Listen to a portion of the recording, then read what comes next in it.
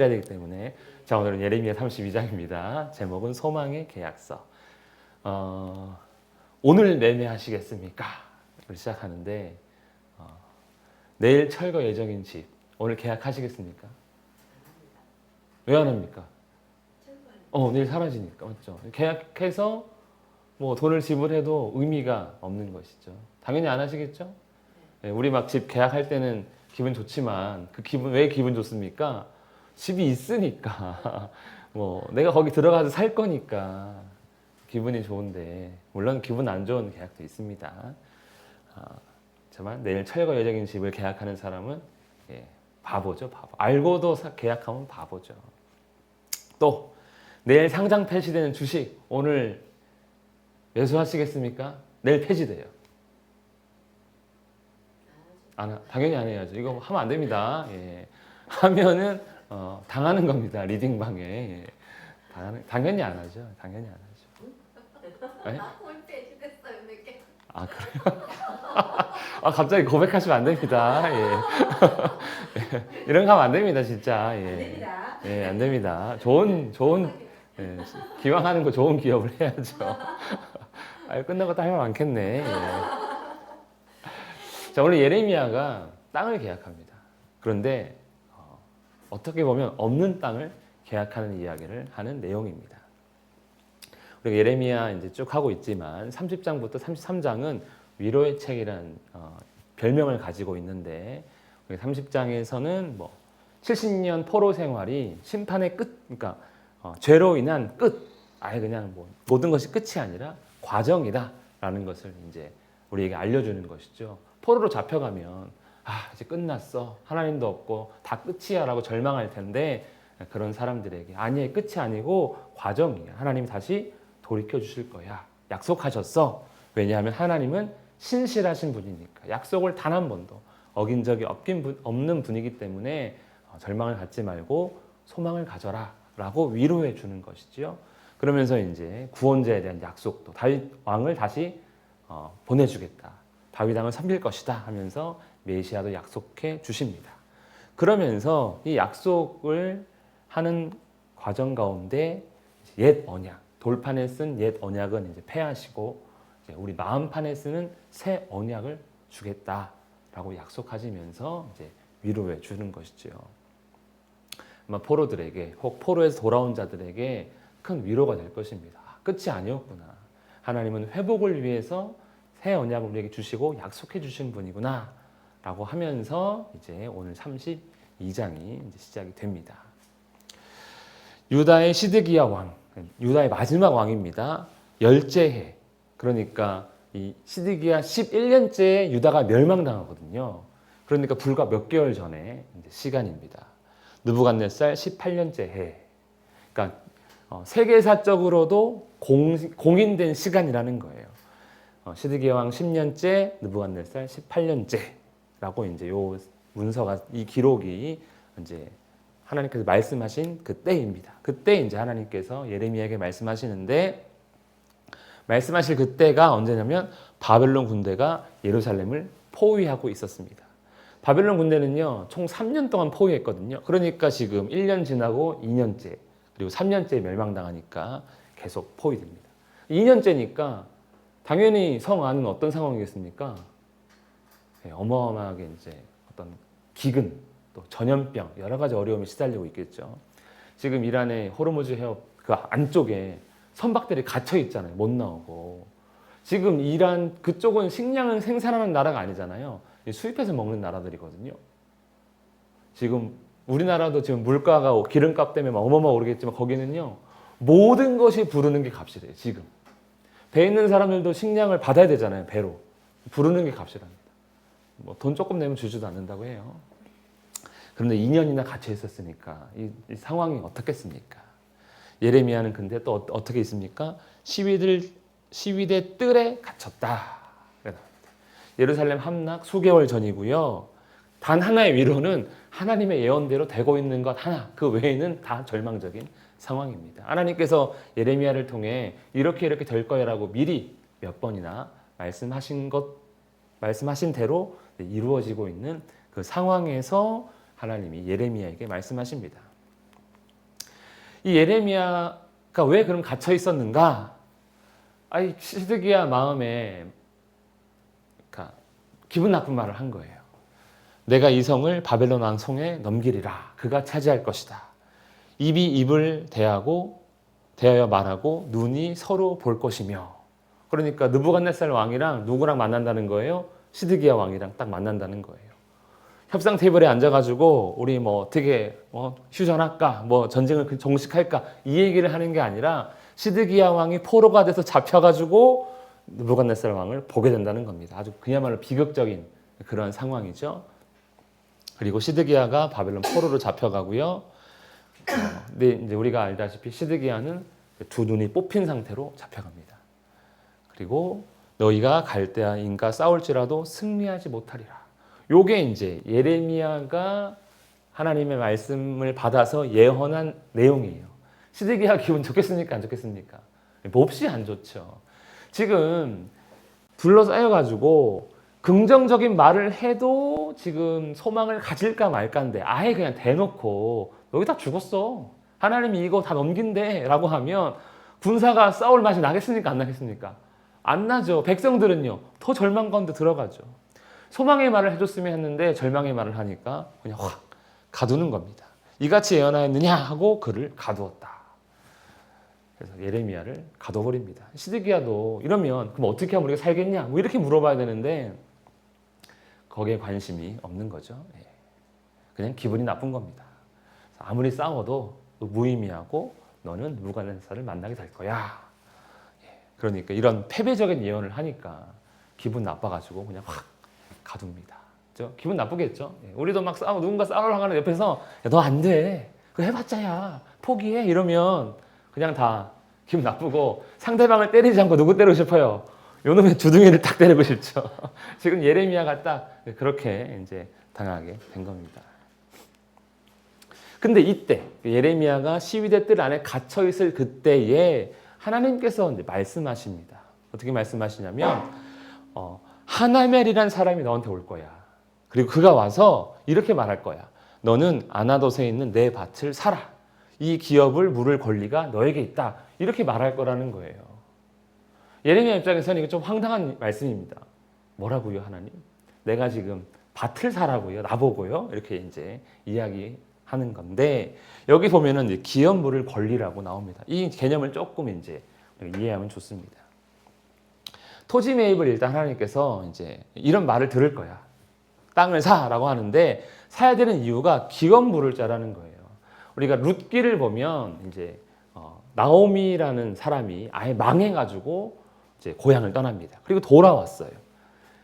유다 베들레헴에 사는 나오미인데 남편도 죽고 아들도 죽고 자기와 며느리 룻만 같이 돌아온 것이죠. 뭐가 없습니까? 기업을 잃어버렸어요. 하도 기근이 심해가지고 이 토지를 다른 사람에게 팔아버린 겁니다. 회복이 안 되잖아요, 스스로. 누가 회복시켜줍니까? 보아스가 룻과 결혼해 줌으로써 자식을 낳아주고 대를 이을 자식을 낳아주고 또 나오미가 잃어버린 땅을 되찾아서 돌려줍니다. 이게 기업 물을 자예요. 대신 물러주는. 뭐 손해 보면 이거 물어내 그러잖아요. 그 물은다는 거예요.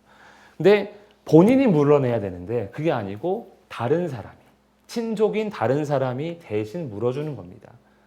그렇게 함으로써 그 기업이 대가 끊기지 않고 기업을 잃어버리지 않고 하나님 주신 그 땅을 계속해서 소유하며 이제 물려줄 수 있도록 해주는 거예요. 근데 여기서의 기업 물을 자는 좀 다릅니다. 이 하나멜이라는 사람이 망했어요. 망하니까 자기 토지를 다른 사람에게 팔면 이 소유권이 다른 가문 혹은 다른 지파로 넘어가니까 이 자기 친족, 예레미야가 자기 친족인 겁니다. 자기 친족에게 이 기업을 팔므로써 이 땅이 다른 지파나 다른 가문에 넘어가는 걸 막고 자기 가문 안에서 이 기업이 계속해서 이제 물려지게 해주겠다는 것, 달라는 것이죠. 그래서 이번 경우에는 이 잃어버린 땅을 사서 돌려주는 게 아니라 잃어버리기 전에 네가 사서 갖고 있어라.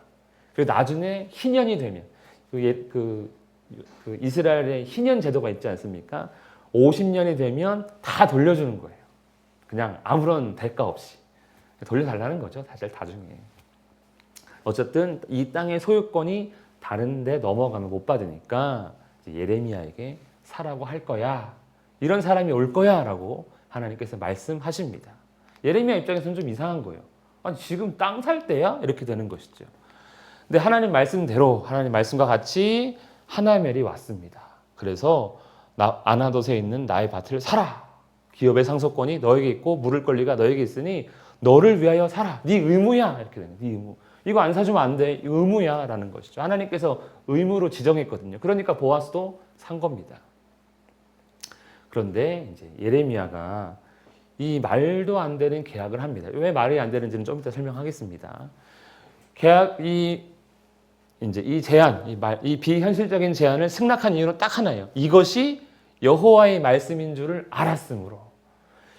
이 하나멜이 한 이 말이 그냥 개인의 생각이 아니라 하나님의 뜻이라는 거예요. 그거를 깨달아서 이제 사기로 했다는 겁니다. 그런데 문제는 뭐냐면, 자, 이 성은 아까 좀 전에 1절, 2절에 보면 예루살렘 성을 바벨론 왕에게 넘기겠다고 했잖아요. 3년 동안 포위가 되어 있다고 했잖아요. 근데 이 아나돗의 위치가 예루살렘 밖이에요. 이미 누구 땅 된 겁니까? 바벨론 땅 됐어요. 이거 지금 사기꾼이에요. 아나돗의 이게 하나멜은 거의 사기꾼. 지금으로 보면 사기꾼이에요. 아니 이미 바벨론을 점령된 땅을 나한테 팔겠다고? 이 사기꾼아, 내가 그거 사봤자 씨도 못 뿌려. 이렇게 되는 거예요. 근데 이걸 사라니까 예레미야 입장에서는 이게 좀 이상한 거예요. 말이 안. 하나님의 말씀이니까 알았다 한 거지 사실 마음속으로는 야 이거 진짜 이거 말도 안 되는데 라는 겁니다. 하지만 하나님의 말씀이기 때문에 삽니다. 근데 그냥 알았어 그냥 사줄게 라고 돈 주고 끝나는 것이 아니라 법적으로 아주 정확하게 공증까지 합니다. 일단은 가치는 은 17세겔입니다. 요즘으로 따지면 한 7, 800만 원 정도 되는 가치예요. 그러니까 7, 800만 원에 땅 사면은 싸게 사는 건가요? 비싸게 사는 건가요? 위치에 따라 다르죠. 위치에 따라. 저 전라도 저기 시골 땅은 뭐 평당 10,000원도 안 하고 저 서울의 한복판에는 평당 막 10억, 20억씩 하죠. 위치에 따라 다르죠. 어쨌든 은 17세겔이 그 땅의 가치였습니다. 그냥 하면 안 되니까 계약서를 씁니다. 증서를 써서 2장을 썼어요. 하나는 봉인하는 증서, 하나는 봉인하지 않는 증서. 우리 왜 그 도장 인감 찍으면서 문서 겹쳐가지고 중간에 찍고 하면서 2장 하잖아요. 2장씩 이제 그렇게 이제 합니다. 그리고 이 증서가 이 계약서가 진짜라는 것을 증인까지 세우고 나중에는요 많은 사람 앞에서 이것을 보여주고 자 아나돗의 땅이 이제 예레미야의 땅입니다라고 이제 모든 사람이 공증해요. 그래서 이런 법적 절차를 싹 지킵니다. 그래야 효력이 확실한 거니까요. 이렇게 하는 거예요. 그래서 이 증서를 이제 바룩은 예레미야의 뭐 비서 같은 사람입니다. 선지자 일을 할 때 도와주는 사람이에요. 이렇게 해서 이제 금액을 지불하고 문서를 작성하고 공증하고 땅이 양도가 됩니다. 근데 말이 양도지 받은 땅은 없어요 지금. 받을 땅이 없습니다. 문서만 존재하는 거예요.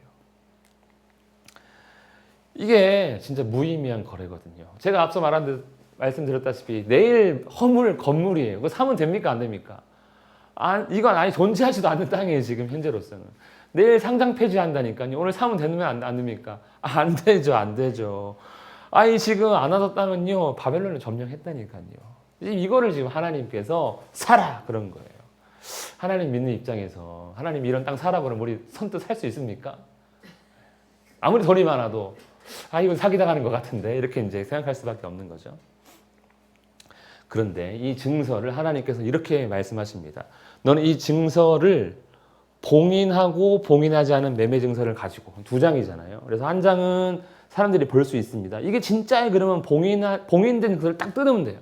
그럼 동일한 게 2개이기 때문에 이거 진짜구나 하는 거죠. 그래서 이제 토기에 담아 오랫동안 보존하게 하라. 이 증서가 보존되는 것이 가장 큰 목적입니다. 이 토기에 보관하는 거는요, 당시 아주 영구적으로 보관하는 방법이에요.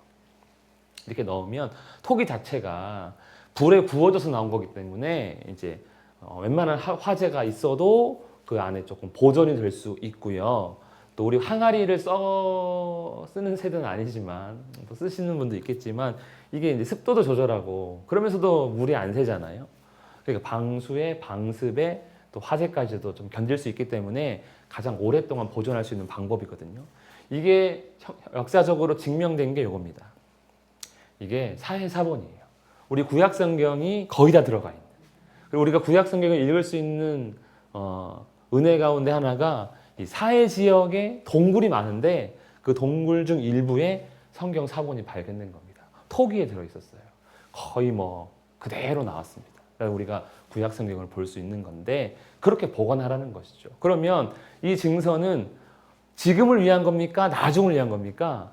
나중을 위한 거라는 거예요. 나중. 이 나중을 위한 거. 그래서 이 증서가 소망의 계약서라는 것이죠. 지금은 이 땅에 의미가 없어요. 바벨론을 점령해서. 하지만 하나님께서는 사람이 이 땅에 다시 돌아올 거기 때문에 누구 땅인지 아는 게 중요하다는 거예요. 나중에 돌려받아야 되니까. 그때 이제 이 증서를 내밀면 이제 아나돗의 땅은 예레미야 가문에 속해 있는 것을 이제 보증하는 것이죠. 공증하는 것이죠. 물론 많은 이제 유다의 민족들이 있는데 그럼 그 사람들은 땅을 다 그거 아느냐? 그런 의미가 아니라 다시 돌아올 거라는, 그래서 다시 땅을 소유하게 될 거라는 그것에 대한 증거로서 계약서를 하나 작성해 놓는 겁니다. 언제요? 70년 전에. 이거 작성하고 나라 망하고 70년 뒤에 돌아오니까 돌아온 사람들이 이 토기에 뜯고 이 증서를 보면 하나님께서 우리가 다시 돌아올 줄 알고 이렇게 계약하라고 하셨겠구나 라는 위로를 주기 위해서, 소망을 주기 위해서 이렇게 하신 것이죠. 근데 이게 믿음 같아요. 이거 믿을 수가 없잖아요. 예레미야 일상에서 조금 이제 다음 절 보시면 알겠지만 이건 진짜 말도 안 된다고 생각해서 기도하거든요. 그런데 이 말도 안 되는 상황을 받아들이는 거, 그게 믿음이죠. 하나님 나라 보이지도 않고 정말 복인가 생각도 하고 영원한 생명 말도 안 돼라고 하지만 그걸 믿는 게 이제 우리 그리스도인의 어떤 사명이자 또 소망이자 전부 아닙니까? 이 땅에 있는 거 보이는 거 그거 소망이잖아요. 우리는 어떻게 보면 우리 집 산다고 계약할 때 제일 기분 좋은 거 아닙니까? 차 산다고 계약할 때 기분 좋은 거잖아요. 뭐 산다고 계약할 때. 근데 그런 단순한 세상의 소망이 아니라 아직 이루어지지 않았지만 이루게 될 그 약속 하나 믿고 계약서를 쓰는 거, 이게 이제 믿음이 되는 것이죠. 예레미야는요, 믿음 좋은 선지자였음에도 불구하고 우리 위로의 책 할 때 하나님께서 회복시킬 거야 라고 약속했더니 내가 잠을 잘 잔 것 같아 하고 개운해할 정도로 기분 좋았는데 다시 땅 사러 가니까 사기당하는 것처럼 슬프더석이다 이렇게 합니다. 이 상황이 사실은 예레미야는요 이해가 안 되는 것 같아요. 주에게는 할 수 없는 일이 없습니다. 다 인정하고 있어요. 그래, 하나님께서 하시면 되겠지라고 인정합니다. 크고 능력 있으신 하나님, 그렇죠? 이름은 만군의 여호와, 다 인정을 해요. 그리고 하나님은 그의 길과 그의 행위의 열매대로 보응합니다. 그러니까 상도 주시고 벌도 주시는 하나님. 예레미야는요 이 상황이 좀 이해가 되지 않기 때문에 하나님은 정말 다 가능하십니다. 위대하십니다. 대단하십니다. 그런데 이 일은 제가 이해가 안 돼요. 이렇게 이제 기도하는 거죠. 하나님은 은혜도 베풀어 주시고요. 앞에 내용은 다 은혜입니다. 은혜. 구원하신 은혜, 채워주신 은혜. 그리고 마지막에 죄에 대해서는 또 재앙을 그들에게 내리십니다. 그러니까 하나님께서 모든 것을 주관하시고 또 구원도 베풀어 주시고 또 심판도 행하시는 그러한 분이면 내가 알겠는데 이 계약서 한 장이 이해가 안 돼요. 이거예요. 이 계약서 한 장이. 왜 이해가 안 되는 겁니까? 보옵소서 이렇게 보옵소서 하잖아요. 보세요 하나님 이렇게 했잖아요. 갈대아인, 저 바벨론 사람들은 이 예루살렘 성을 뺏으려고 지금 이 땅에 있고 하나님은 또 넘겨주신다면서요. 그 사람들한테. 그런데 저에게는 땅을 사라고 합니다. 이게 이해가 안 돼요. 이게 좀 미스 아닙니까? 하나님이 보여주시는 현상과 지금 나에게 하라고 하는 그 일은 너무 다른 거예요. 이렇게 이제 생각을 하는 거예요. 인지가 부조화. 내가 보는 것과 지금 하나님 하라는 거 너무 다른데 이거 아닌데 현실은 지금 너무 파괴적인데 나보고 땅을 사라고? 이게 잘 받아들여지지가 않습니다. 믿음은 그런 걸 그래서 믿어야 되는 걸 수도 있지만 하나님은 이렇게 요구하고 있고 이해가 안 되니까 기도하고 있습니다. 그런데 이게 좋은 것 같아요. 저 입장에서는. 이해가 안 되는 거 기도했을 때 하나님이 그러면 성질 내실까요? 어휴 이 무식한 놈아 너는 그렇게까지 내가 맨날 말했는데도 이해 못하냐? 이렇게 하시는 하나님이면 우리 기분 나빠가지고 안 믿을 수도 있지만 예레미야가 솔직하게 나 진짜 이해 안 됩니다. 현실과 지금 하나님은 저한테 하라는 일은 너무나도 일치하지 않습니다. 라고 했더니 하나님께서 응답해 주십니다. 하나님은요 응답해 주시거든요. 저도 지금까지 살면서 하나님께 말도 안 되는 기도 많이 했습니다. 도대체 은혜는 왜 주시냐고.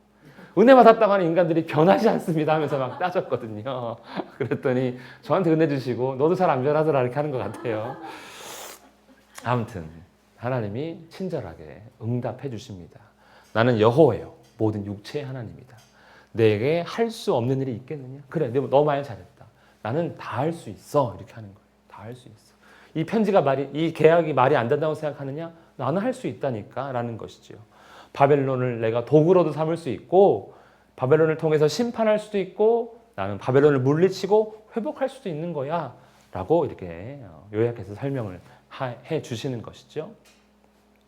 내가 그러면 왜 이들을 이렇게 바벨론을 통해서 내가 심판할까? 다 이제 이스라엘의 죄악에 대한 이야기입니다.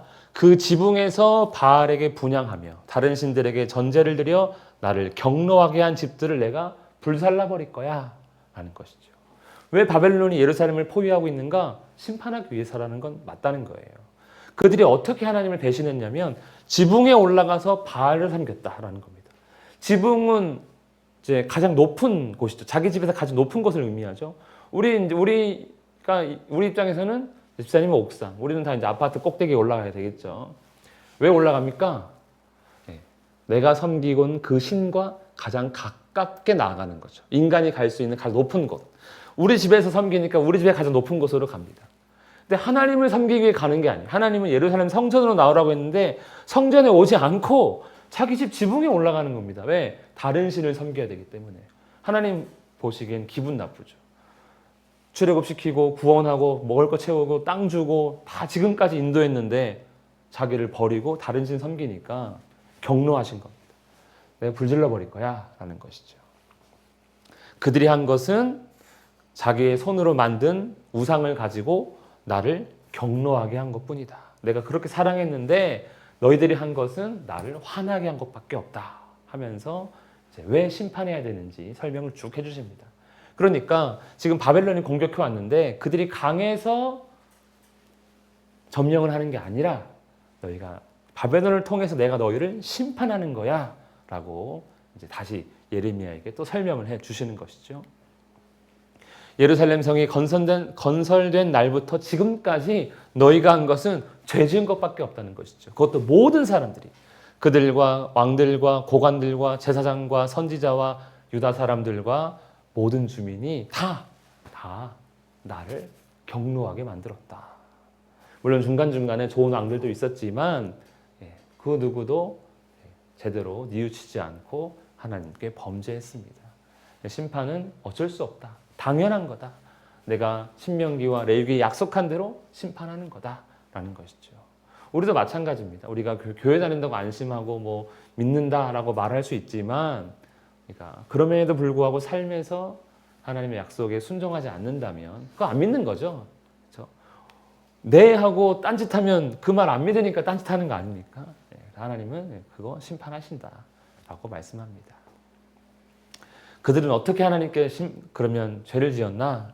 그들이 등을 내게로 돌리고 그냥 아무리 뭐 가끔은 하나님을 볼 수 있을 것 같은데 그러지도 않고 등 돌리고 있었다는 것이죠.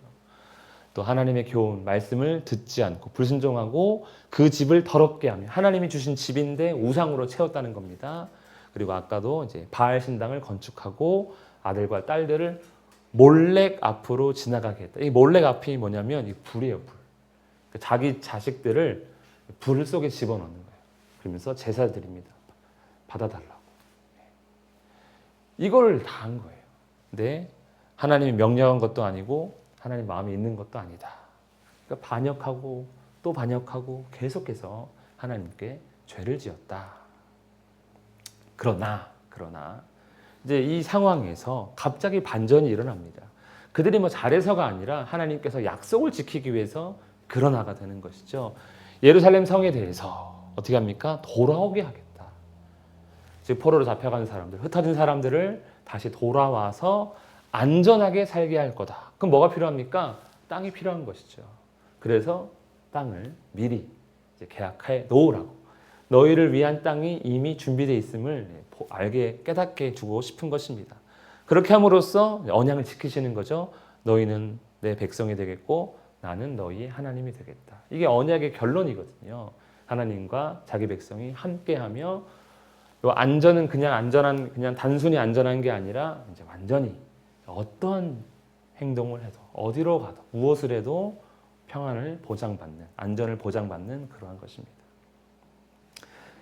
심판이 바벨론에 의해 이루어질 것이지만 이 계약서대로 이렇게 언약이 성취되면 이 계약서가 하나님께서 이미 예비하신 거구나라고 증거가 될 거란 것이죠. 그래서 그때 내가 그들에게 한 마음과 한 길을 주겠다라고 얘기합니다. 왜냐하면 지금은 두 마음이거든요. 두 마음. 하나님과 우상을 섬기는 마음. 그리고 우리가 두 마음 그러면 두 개의 마음일 수도 있지만 다른 마음. 그렇죠? 우리가 다 각자 다른 마음이면 두 마음 품었네 이렇게 하잖아요. 그래서 하나님과 우상을 섬기는 두 마음 그리고 서로 분열된 마음이 다시 한 마음이 됩니다. 왜냐하면 새 언약은 어떻게 되기 때문입니까? 우리 마음판 가운데 하나님 말씀이 기록되기 때문에 그 말씀으로 같은 마음, 그 말씀으로 하나 된 마음이 되는 것이죠. 그리고 한 길, 사람들은 자기 소견에 옳은 대로 행합니다. 우리가 아무리 대화 많이 하고 작전을 잘 짜도 꼭 멋대로하는 사람 있잖아요. 학교 다니는 뭐 친구들과 뭐 대화를 막 합니다. 이렇게 하는 거야, 이렇게 하는 거야. 근데 꼭 한 사람이 세요. 자기 소견에 옳은 대로. 꼭 두 사람 셀 수도 있고 다 셀 수도 있습니다.